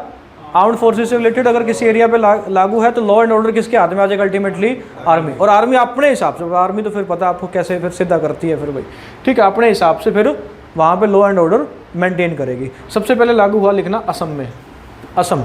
और असम के भी पूरे इलाके में नहीं, नागा हिल्स, उसमें एक डिस्ट्रिक्ट है असम में नागा हिल्स, नागा हिल्स नाम का जिला, उसमें क्या लागू हुआ? सबसे पहले अफस्पा लागू हुआ। कब? 1958 में। अफस्पा की full form armed forces special power act, armed forces special power act. ठीक है, अफस्पा।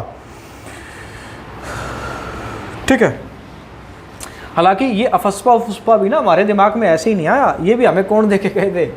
अंग्रेज देके गए थे। ठीक है, आपको पता होगा 1942, 8 अगस्त 1942 को ग्वालियर टैंक से घोषणा हुई कि क्या हम भारत छोड़ो आंदोलन शुरू करेंगे। गांधी जी ने नारा दिया, करो या मरो, करो या मरो। गांधी की आंधी किसको बोला जाता है? असहयोग आंदोलन को। हरियाणा में गांधी की आंधी किसको बोलते हैं?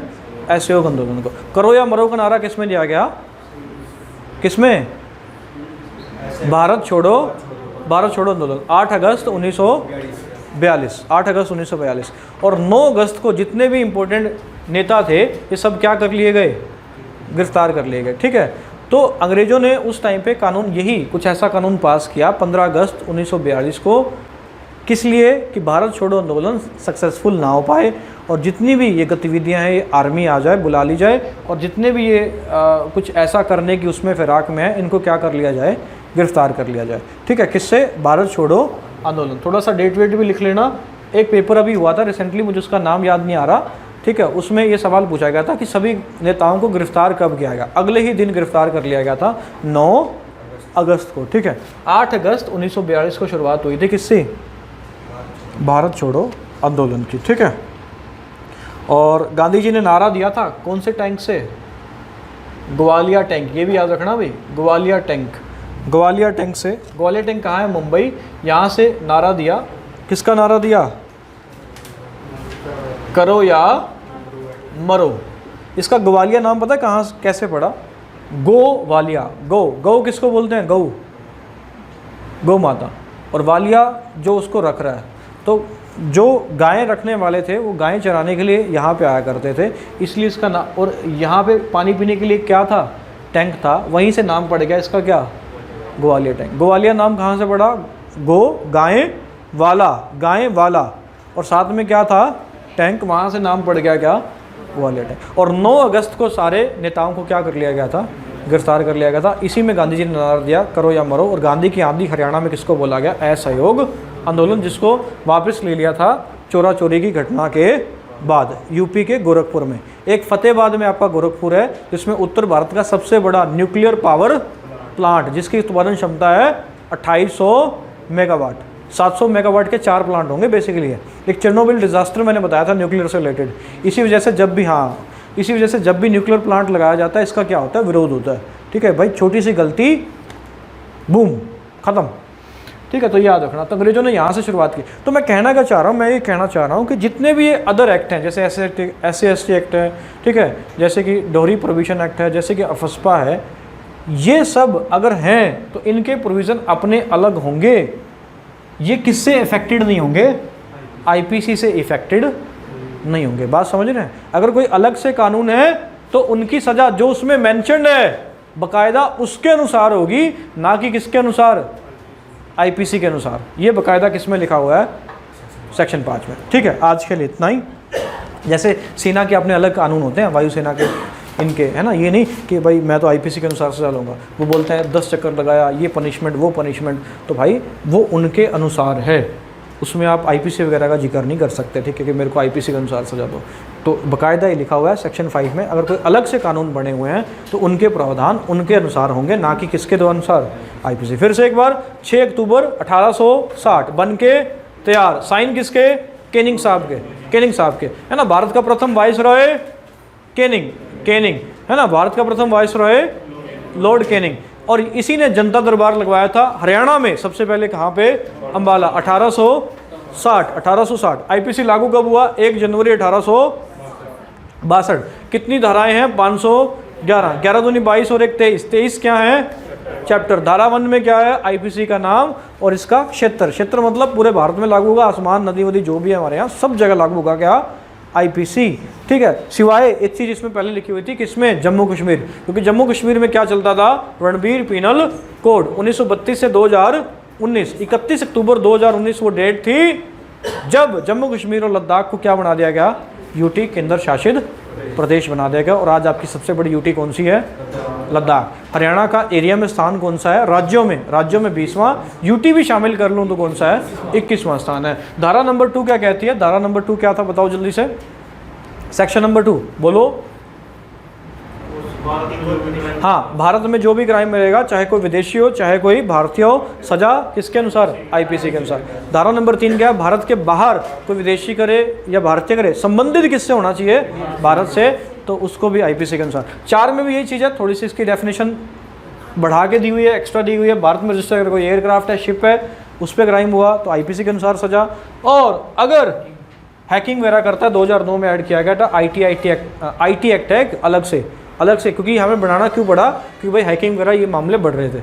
इंफॉर्मेशन टेक्नोलॉजी एक्ट, ठीक है, तो 2009 में ये ऐड किया गया। बाहर बैठा कर भारत के सुरक्षा, जो साइबर सुरक्षा है, उसमें सेंध लगाता है तो सज़ा किसके अनुसार मिलेगी, आईपीसी, है ना। सेक्शन नंबर 5 क्या है, अगर कोई अलग से कानून बने हुए हैं उस पर कोई वो नहीं है, किसका प्रभाव नहीं है, आईपीसी का। जैसे अफस्पा 1958 सबसे पहले कहाँ लागू, असम के नागा हिल्स में लागू। AFSPA full form of for special provision act, special power act. अंग्रेजों ने इसका सबसे पहले प्रयोग किया 8 अगस्त 1942 को। भारत छोड़ो आंदोलन शुरू हुआ मुंबई के कहाँ से, ग्वालियर टैंक, गोवालिया है ना, ग्वालियर टैंक मैदान से शुरू हुआ। और नारा दिया क्या, करो या मरो। और इन्होंने इसी को रोकने के लिए बनाया क्या, अफस्पा, अंग्रेजों ने 15 अगस्त 1942, ठीक है। सारे नेताओं को कर लिया गया था गिरफ्तार। आज मैं एक क्वेश्चन पे आपको छोड़ के जा रहा हूँ कि गांधी जी और जवाहरलाल नेहरू जैसे नेताओं को गिरफ्तार करके कहाँ रखा गया था। आगा खां पैलेस कुछ है याद ऐसा, ठीक है, तिहाड़ थोड़ी रखेगा यार, ठीक है। चलिए आज यहाँ पे है आगा खां कड़ा है, गांधी जी और कहाँ काला पानी चले गए हैं। बंद कर दो भाई सर, इनको क्यों सुनाना है।